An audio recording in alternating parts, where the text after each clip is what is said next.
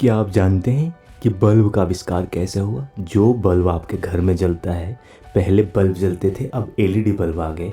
तो इसका शुरुआत कैसे हुआ, ये कैसे बनना चालू हुआ, क्या आप जानते हैं इसके बारे में? तो चलिए मैं बताता हूँ। तो दोस्तों 1802 में पहली बार सर हम्फ्री डेवी ने प्लैटिनम की एक पतली पट्टी के माध्यम से विद्युत प्रवाह पारित करके पहला विद्युत बल्ब बनाया था, लेकिन यह व्यापक उपयोग के लिए व्यवहारिक नहीं था।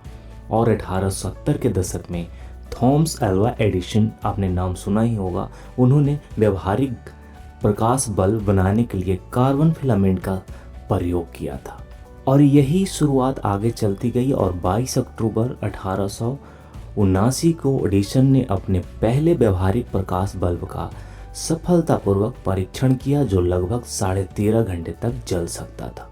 एडिसन के बल्ब में कार्बोनाइज ब्रास फिलामेंट का इस्तेमाल किया गया था, जो अन्य सामग्रियों से बने पिछले फिलामेंट की तुलना में अधिक टिकाऊ था और लंबे समय तक चल सकता था।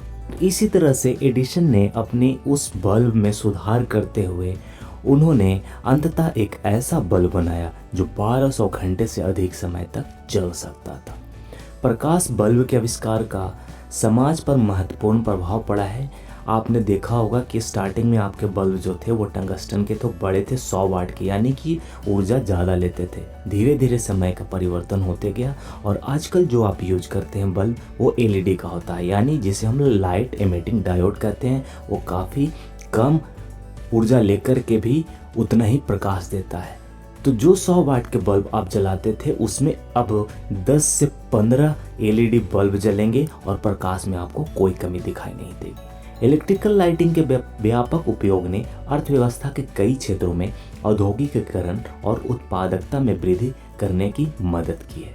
एडिसन के आविष्कार ने प्रकाश प्रौद्योगिकी में आगे की प्रगति के लिए मार्ग प्रशस्त किया था, जैसे कि फ्लोरोसेंट और एलईडी लाइट, जो बल्बों की तुलना में अधिक ऊर्जा और कुशल और लंबे समय तक चलने वाली होती हैं।